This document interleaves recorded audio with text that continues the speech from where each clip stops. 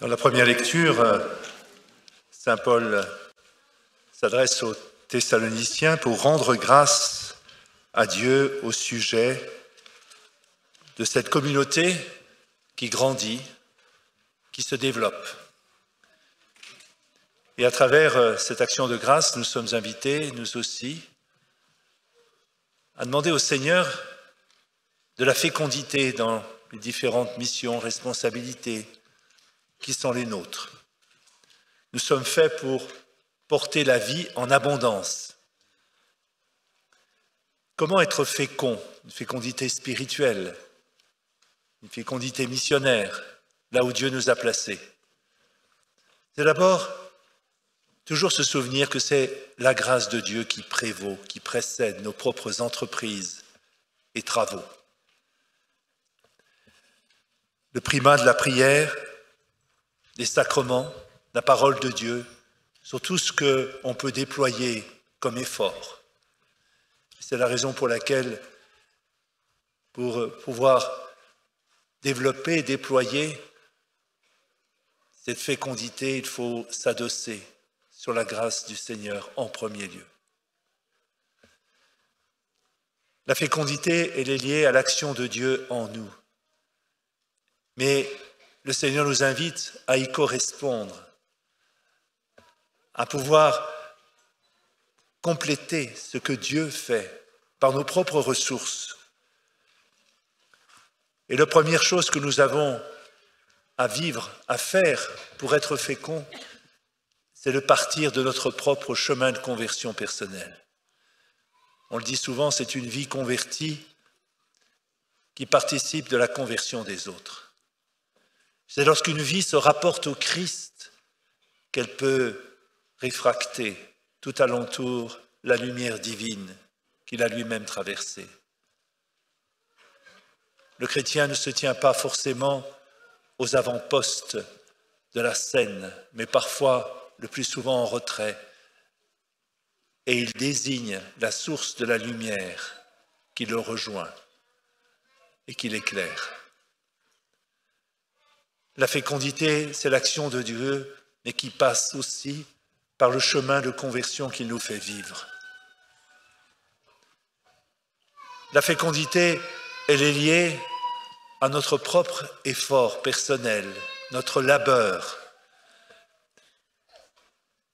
Elle est de l'ordre de l'engendrement, et pas simplement une entreprise apostolique que Dieu a fondée. Lorsque Jésus envoie ses apôtres, il les envoie sans rien pour la route, n'emporter rien, ni sac, ni sandales. Il ne les envoie pas équipés, mais dépouillés, pauvres et nus. Mais il va demander leur part de se mobiliser pour conjoindre leur effort personnel à l'œuvre de Dieu.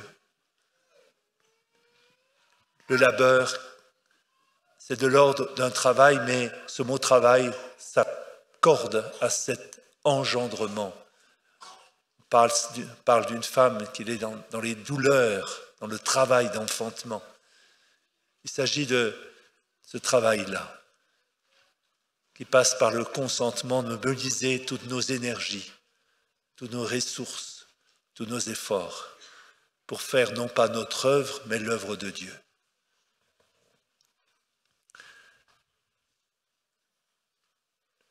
La fécondité, elle passe par une œuvre qui est à la fois personnelle, mais en même temps communautaire.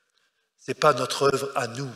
On ne peut pas s'approprier le travail missionnaire, apostolique, qui doit être le nôtre.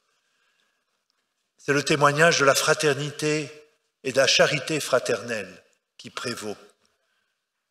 C'est les uns les autres, les uns par les autres, avec les autres, chacun trouvant sa place particulière selon son charisme et ses talents dans la communauté chrétienne. C'est ce témoignage-là de charité et de communion qui va porter du fruit. C'est la raison aussi pour laquelle Jésus envoie ses apôtres 2 par 2, non pas tout seuls, mais qu'ils puissent livrer dans cette complémentarité, dans cette communauté, déjà en étant deux et plus, le signe de la présence de Dieu, qui unit, qui est le dénominateur commun de ceux qui sont rassemblés en son nom et qui veulent porter l'Évangile.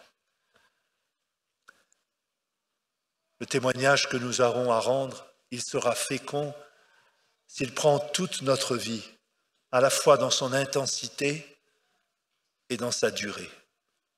Cela passe par une fidélité, par une persévérance, par une constance. Ce n'est pas en tirant sur l'herbe, dit-on, qu'elle pousse, mais c'est en accepter de s'inscrire dans une germination, la grâce de Dieu, auquel on collabore pour que durablement et fidèlement, un jour, l'arbre puisse jaillir du sol, de la semence qui a été déposée dans la bonne terre, de la disponibilité du cœur à l'accueillir. Oui, nous demandons par l'intercession de Marie, qui a honoré toutes ses dispositions d'âme. Elle s'est livrée à Dieu. Elle l'a laissé agir en elle et à travers elle. Elle s'est inscrite dans la fidélité. On l'a trouvée, Marie, présente depuis le début du ministère de Jésus à Cana, en l'initiant à son miracle, jusqu'au terme de sa vie, au pied de la croix, étant guidée par Marie, mère de Jésus, consolatrice, qui nous fait rentrer dans sa fécondité spirituelle. C'est en suivant Marie, guidée par elle, que nous pouvons porter du fruit. Le fruit que Dieu attend de nous et qui sera le juge ultime de la grandeur de notre vie. C'est à la mesure de ce que le Seigneur nous a permis de construire par sa grâce que nous récolterons un fruit de bénédiction, un fruit de miséricorde, un fruit de bonheur que l'on ne peut trouver qu'en Dieu, qu'à partir de Dieu, qui sera notre joie, qui sera notre ciel. Amen.